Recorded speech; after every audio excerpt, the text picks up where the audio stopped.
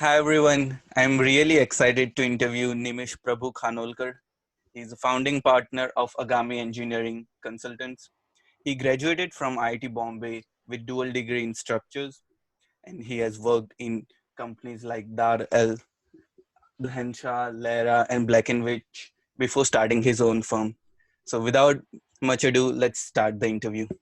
Nimish, can you share us what inspired you to pursue civil engineering and become a structural engineer? So I have to be a bit frank here. I I feel, and I have pondered on this for quite some time. That first is that nothing inspired me to go into civil engineering. I guess at that formative age, the key decision that a person takes is is can a person be a good engineer? Can a person be good at engineering stuff, or could he be good at say being a doctor, or could he be good as a journalist, could he be good as a arts guy? So the kind of skill sets that I had, that was revealing itself through my school days, through my childhood. One thing was clear, that I had engineering blood in me. So now where I ended up is just a function of what marks I got in what entrance test and what options it presented itself to me. That being said, whatever options that I had, I chose civil engineering because it was closest to it. Civil engineering is almost applied physics, and I was a physics junkie kind of in those days. And I thought that, well, being in civil engineering will kind of perpetually set me up for a life in, although nothing moves a lot in civil engineering, we don't want stuff to move, but still it's an application of physics. So that's the answer to your question. Mhm. And can you talk a bit about your design philosophy? Well, considering the breadth of things that I do, and I have purposely I kept the breadth wide. I feel giving a unified philosophy across all the breadth is kind of not possible. If I had to say, I would say that keeping an open mind and an attention to detail has helped me to probe deeper and to kind of get good learnings even in the simplest of problems. This is kind of against the way a lot of structural consultancies or even many consultancies work, because these days people want efficiency, optimization. People are having processes like one guy does only ETABS, one guy does something else, and then it's quickly flowing. So it's like, you are almost becoming a factory worker. So I have deliberately tried to stay away from that approach, and if you do that, you keep an open mind, then you tend to learn more. So that is the only unifying philosophy across all the breadth of work that I do. Interesting. So, Nimish, can you share your professional journey and give us an overview about your work till date? What were your defining moments and how it all started? Yeah, that's a interesting story. I'll try to condense it in as few words as possible. So for people again who don't know, and to save you the effort of a Google search, I am a founder and partner of a structural consulting company called Agami Engineering. We are based out of Mumbai. That's my hometown as well. So the key thing is, when I graduated, I am a IIT Bombay graduate. The key thing is, when I graduated from IIT Bombay, entrepreneurship or founding my own company was the last thing on my mind. Unlike something that might be on your head, like I know, Mayur, knowing you probably have it at the top of your head right now, but it wasn't the case for me. So I would have been perfectly okay, like, working in a company and probably retiring as the top technical guy of that company, drawing a fat salary and solving some good technical issues and all. So the initial years of my career were kind of spent multinational hopping, as you call it. Now, what happened was one of my good friends, my batchmate, as well as my wingmate and in fact, even my civil engineering dual degree mate. So he was working at a particular setup that was into real estate. It was founded by someone who was a structural engineer. So he said that, we could create this vertical because we already have a legacy that is there with the founder who is now almost retired. He he is kind of the patriarch of that company, and he had a very interesting. In fact, he shares a similarity with you, Mayur, that he is also an architect as well as a structural engineer. And I think he is more ahead of the time than you because he thought of doing that 40 years ago. So but then unfortunately, probably for reasons best known to him, he couldn't create a successful consultancy company. He found his success, wealth, money in a real estate company. And this is where my friend was also employed. But that undercurrent of structural engineering was there in that company. So he had approached me saying that, let's start this and we can have your first series of clients because of our own connections. And there was a period of 1 year when I was lukewarm about this, that, do I really need this? Like, do I, because I'll start from zero again and all. But then certain situations and circumstances led me to kind of, finally let go of that safety of a MNC, that, well, let's see what happens. Like, I'll try to see what happens for 2 3 years. And well, if nothing happens, I can still return. So now close to 5 years, 5.5 years have passed. And I won't boast by saying that, well, we now have everybody knows us, that kind of a consultancy. But it is at least such that, I mean, I have grown fond of this way of life, the kind of questions, work that we get, the kind of questions that I'm solving. The journey has been satisfying. And we have great aspirations for the future. So that's the journey. What were the risks you were taking when you made that decision of switching from MNC to your personal company? See, I feel that a general piece of advice to most people for their initial formative 5 6 years or probably 7 years of their career is to not take major financial burdens on their head. That is a problem here in India because probably in the US, like everyone is searching for life, what to do and all those. In a developed country, people do think on those fundamental terms. But in India, the race is kind of to have a home of your own, to have your first car, and then land up with a 70 80 lakh loan on you. Now, let me tell you that the moment there is a loan of 70 80 lakh, like a crore, then your options of doing anything different are almost gone. You need the support of an MNC to pay off your EMIs.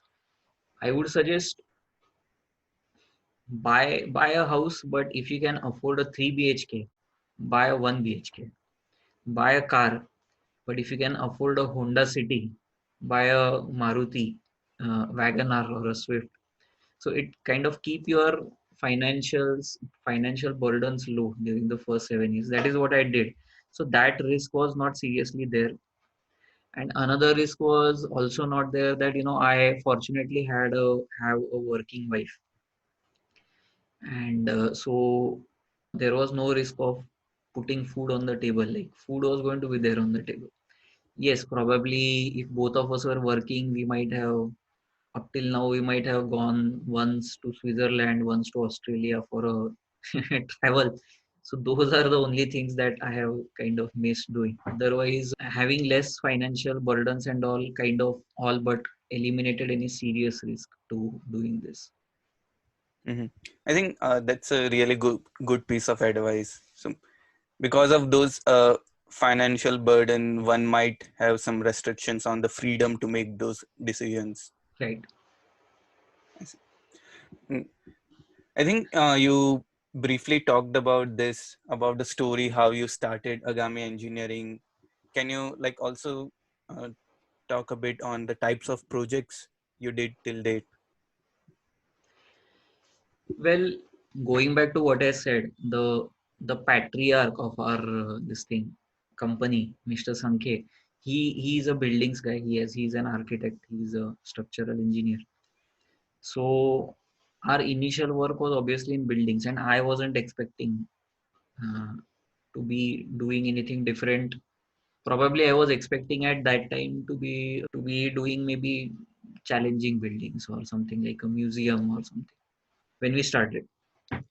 But fortunately, one of our partners, and in fact his son, he is a veteran of our Indian solar market, and that is something. India has had a very strong solar growth story. So we got our foot in through the door because of him being one of our partners, and we started our solar engineering journey where we kind of got exposed to very interesting engineering that is a part of solar industry. Now solar industry has its own issues that because no life is at stake there, like buildings. In buildings no one takes a lot of risk, like because lives are at stake. So it's like, okay, the chance of anything happening to a building is really small. Even if it's a bad design, still buildings do stand. In solar the issues are different, that people do take a lot of risk, because what's going to happen, like it's going to be financial damage is always less. This thing, it will not make newspaper headlines also, but it did kind of diversify our portfolio between buildings and what we have done in solar. And we have done some very fascinating stuff in solar. For example, solar has these structures which track the sun. They are called tracking structures, trackers. So there are single axis trackers which only have like one axis of rotation, and there are dual axis trackers which can rotate on both axes. We have worked with a company over the structural engineering of a single axis tracker. It was a very nice problem to have. There is a moving component which is a welcome change for structural engineers, a component that's supposed to move.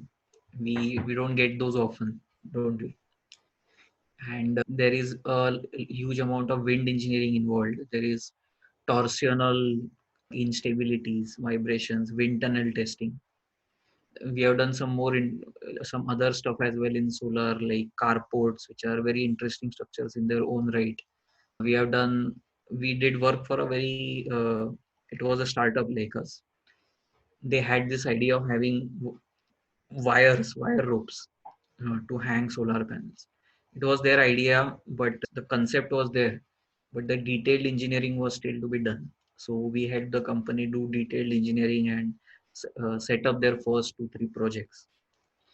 So that this is very fascinating work, and this is very challenging work. For example, when we talk about wire ropes are large displacement objects. They are non-linearities because of large displacements. One might have heard that non-linearity can be material non-linearity is the basic kind of non-linearity. Your material itself is non-linear. Like say you are having some kind of a damper, but non-linearity can also creep in because of large displacements. And these structures are notoriously prone to failure. So you have to be very careful in their design, and there is very less redundancy as well. Uh, so very fascinating engineering. So as I said, like we have been involved in a wide kind of area of projects. So there's and then solar is exposing more and more such. We are kind of our aspiration is to become probably the building's structural space is already occupied by like the Thornton Tomasettis and the Bureau Happels of the world, who already, like if a person has a really complex building, then these are the companies that clients will approach. So our aspiration is to become something like that for the solar segment.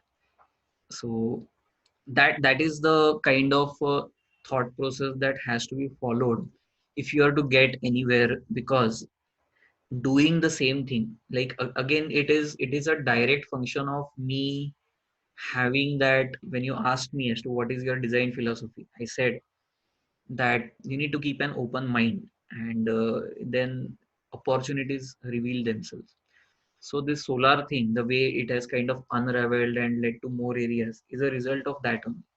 Otherwise, we could have just done like one project and come back to buildings. So that has been our work profile, and it's been quite interesting. Mhm. In- So, from my personal experience of like dealing with nonlinear structures, either it's material nonlinearity or displacement nonlinearity, I found it very time consuming to run that simulation because of those parameters involved. And especially when we are dealing with this kind of projects, I was nervous a bit that, okay, how design versus the actual performance in reality will work. So, when you were approaching these projects for the first time, was there any point where you were stuck or nervous a bit that whether your intent would work as per the practical construction challenges? Well, I would be lying if I said that I wasn't nervous, because the wire rope structures are something that can make someone nervous. And in fact, there was an incident as well where one of our wire rope structures was getting constructed, and I got a call late at night at 10 o'clock that one of the wires had snapped. And generally, you know how wire rope structures are, like you have a horizontal wire, it goes over a rigid member, it bends and goes to the ground and anchors itself. It's known as a tieback. So the call said that one of the tiebacks had snapped, and the whole structure was creaking and kind of, you know, shifting, because now the rest of the wire was pulling it. And the whole project team, the guy whose product was this, who we engineered, him, us, all of us were frantically on the phone call as to what's happening. And we could hear a running commentary of the whole thing falling, like after 10 years, okay, 10-15 minutes, that this column fell down and so on. And now then, okay, now it's fallen, now nothing more will happen. So now the thing about it is that no human life was in risk, unlike a building, and that's the core thing. Like, that's where these risks are taken. But that is not always, that could not always have been the case. Like, it's not that it was not possible for someone to get hurt. So we immediately flew into the project site the next early morning to see what had happened. Fortunately, the root cause of it was not related to design. It was related to improper threading of a screw. And but then we got questioned, like we the guys who was the client, he said, where is your threading specification? So we said, like, you know, we don't have any threading specification. Like, we expect that to take care of itself. So now when something happens, then you kind of are held accountable for it. No, you should have given a thread. If you knew that on this one bolt the whole structure can fall, then you should have given the threading specification. Why you didn't give? So that was true, and we learned from that experience that if there is this concept of redundancy, and if there is a single point failure in your structure, it should not lead to progressive failure of the entire system, and you should do all that you can to prevent it from happening. So we learned from that. Fortunately, no one was hurt, but it kind of answers your question that wire rope structures do make me nervous. Nothing else makes me nervous to that extent. Mhm. What were some challenges you faced when you started your firm? See, the question, you should rephrase the question by saying, what are the challenges you face? Because the question makes it seem that we have faced those challenges and overcome them. That would be the case if everyone knew about Agami engineering and me. Surely that is not the case. So that means the challenges still exist. The key challenge that I would say a structural engineering company faces is the challenge of whether to become a sweatshop or to kind of be individualistic, but then you can't scale up fast. I mean, to talk deeper about what I said just now. First thing is that it is fundamentally difficult to scale up a consultancy. You can scale up a factory because a factory has stuff that is done in a certain way.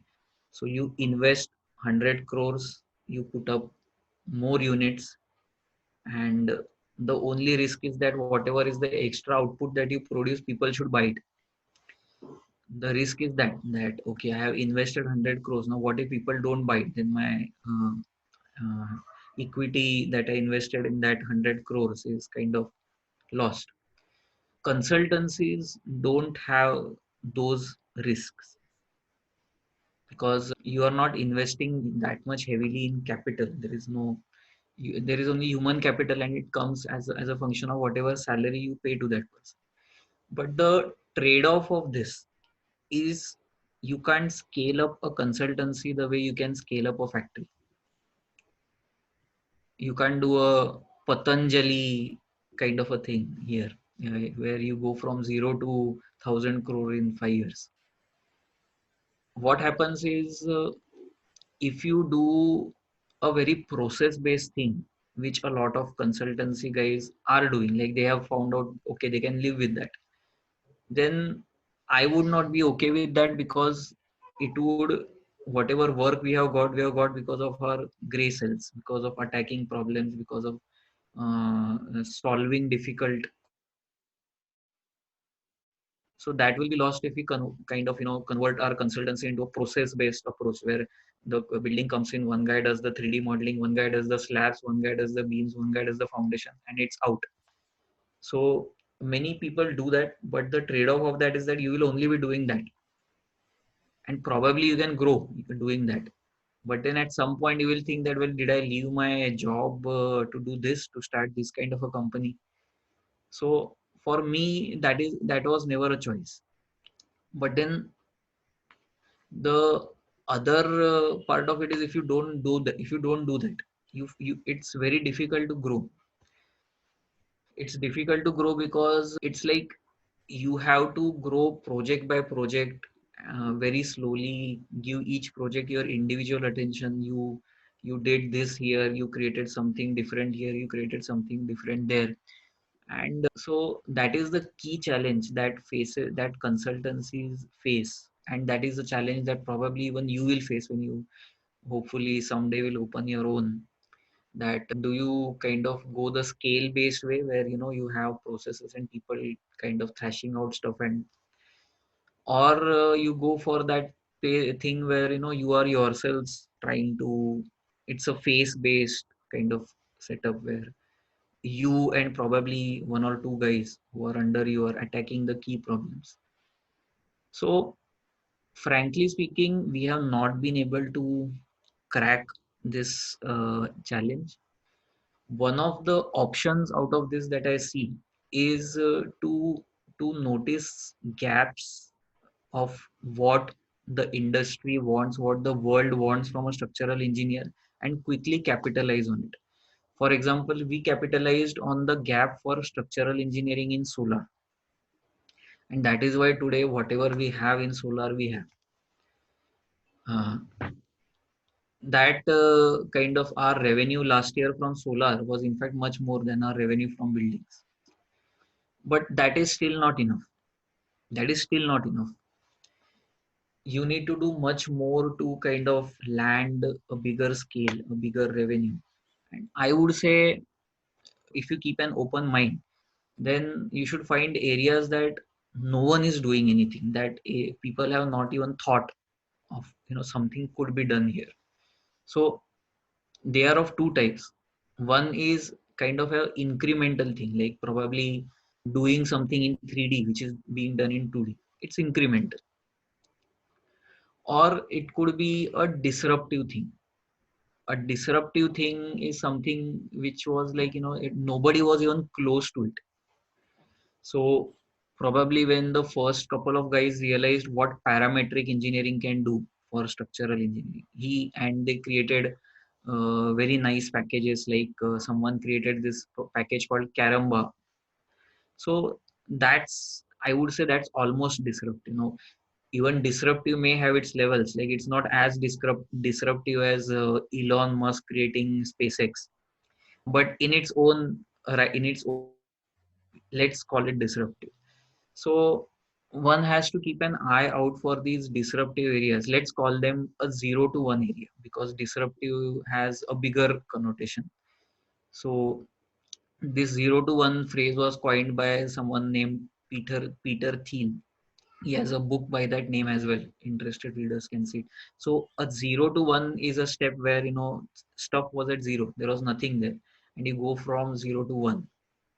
So if you keep an open mind, then over years you will kind of catch areas that are 0 to 1 as far as your own domain of expertise is concerned. You need to catch those and develop something of your own in those areas, because the 2 to 3 and 3 to 4 will only result in kind of working on weekends, working more, and that those kinds of things. So my focus for the past one year has been to select 2 3 areas which can probably help us ride the wave in that 0 to 1 thing and take us where we want to go. Yeah. Nimish, I loved your 0 to 1 philosophy. And, and building upon the point you said, I think it's really important that once someone identifies the gap and analyze how one can have value and create solutions to disrupt that niche which they find out. I think that's a really good approach of maybe creating a disruption in structural engineering particular domain.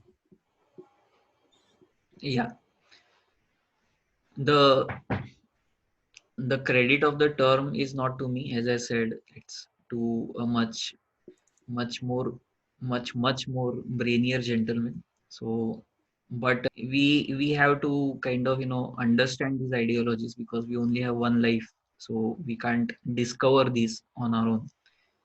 uh, but a key thing now, let me give you an example of a 0 to 1. So now I am in solar domain. So in solar domain for the past 1 year, a major weakness of solar electricity, solar power, is that it is instantaneous. Sun falls on a solar panel and it gives out its power. You have to use it then and there. This is unlike a coal plant or a hydroelectric plant, which you can crank up when you want to. So people have long said that well, solar is cheap only because you are not considering storage. You consider storage in solar and then say that it is cheap, then I will start believing the renewable engineering story. The solar guys on their part have been saying that be patient, a time will come when even storage, we will be competitive even with storage. Now a milestone event just happened like 2 months back when a company won a bid in India at a rate, a bid for providing power at a rate. This is a solar company that won the bid, where they are going to use solar power along with storage to win a bid such that it's lesser than coal. So now this company is saying that they can do storage as well as solar using solar generation with storage at a rate that a coal plant would not have been able to match. So now the loop is complete.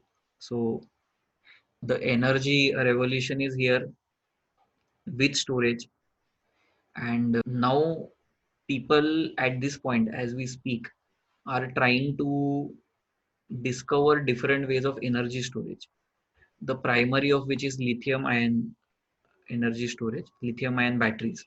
Now lithium ion is a metallurgical chemical engineers domain. There are a lot of company, not a lot, there are a handful of companies who are thinking about gravity storage. People should look up companies like Gravitricity.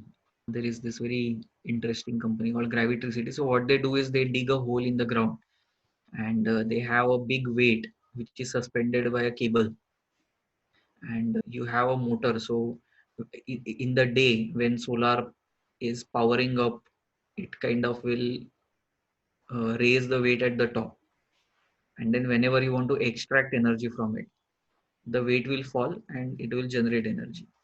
So they claim that it is, as of today, it is cheaper than the lithium energy storage.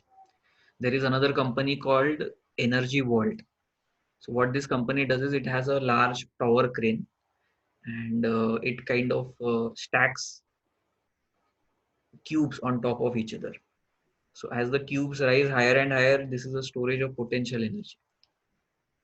And then when you want to convert that potential energy back to electricity, so it picks one cube and then it lets it slide down on a cable, and electricity is generated back. So now this is an area which is a culmination, or which is a amalgamation of three disciplines. One is civil engineering, one is mechanical engineering, and one is electrical engineering. So see, as students, the time is ripe for creating a energy storage company based out of gravity.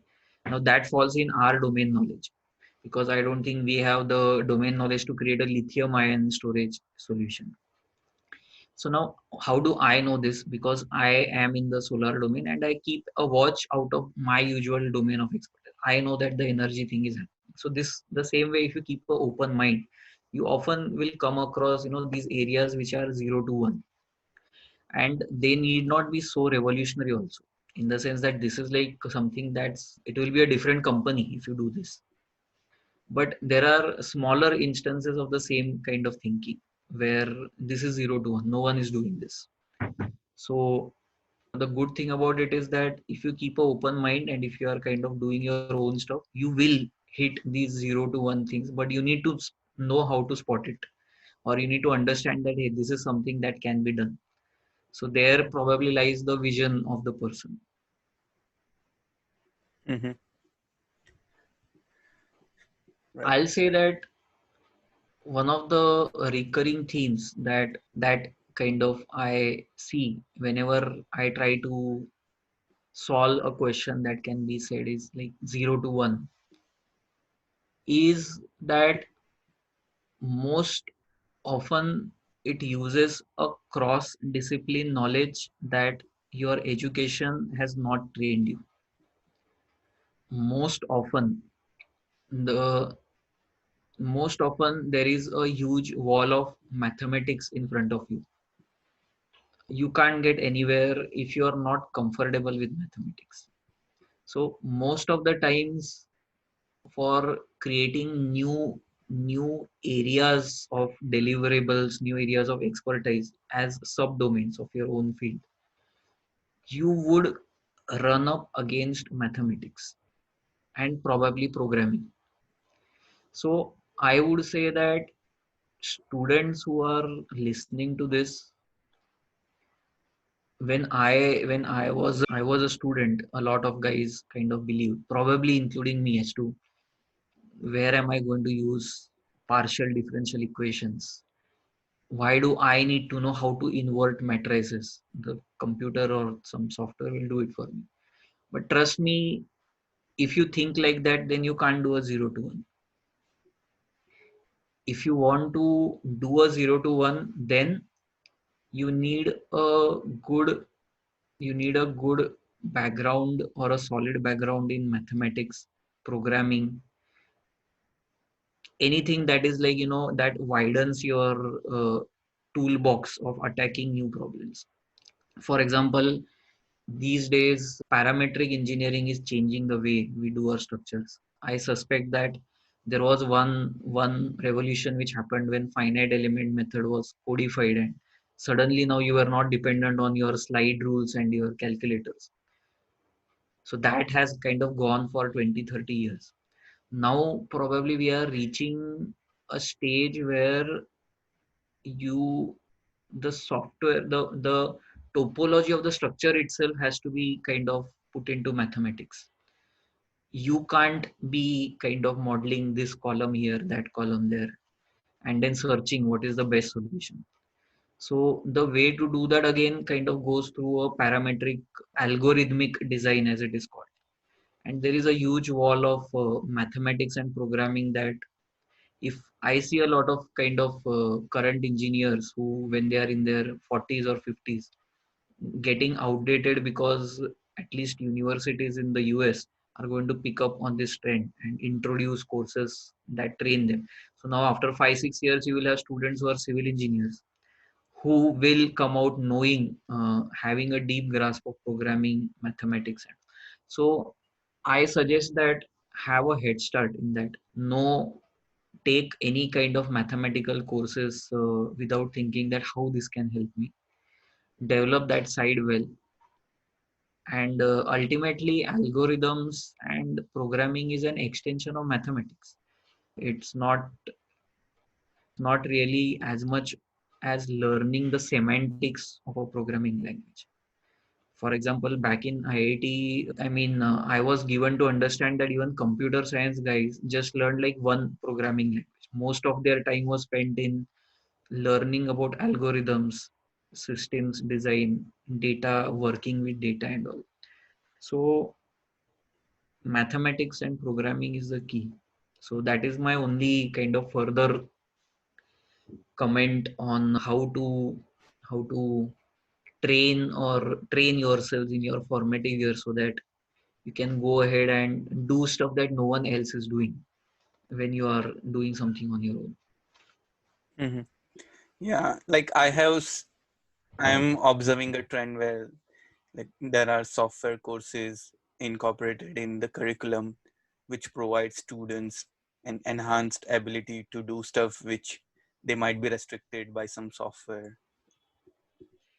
Softwares have, learning programming languages is something that is well kind of colleges understand. At least IITs do have one course that is mandatory. In the US also, I am hoping the good universities will be having one for the undergraduate curriculum.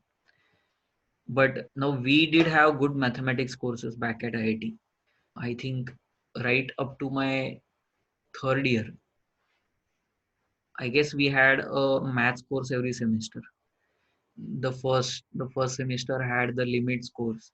The second semester had the linear algebra course. I guess the third semester had a differential equations course. Then one more semester had a vector calculus vectors course.